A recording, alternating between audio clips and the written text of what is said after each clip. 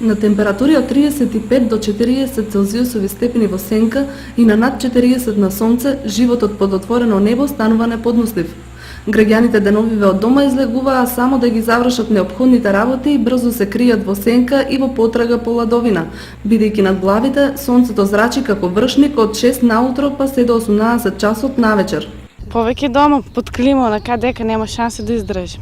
Па тешко, жешко е многу, кој е болен, не можеме да одеме, дома седем. Што да правиме? Повише дома, под сенките. Па до 10-11 прошетаме после дома. Работиме од 6 сата до 9 и така натаму. Со максимално УВ зрачење и со екстремно високи температури, африканските горештини се опасни по здравјето на луѓето. Лекарите препорачуваат престој во затемните и ладни простории, далеку од сончевите зраци. Потоа употреба на поголеми количини течности и витамини во исхраната. Горештините се штетни за земјоделските култури кои немаат услови за наводнување.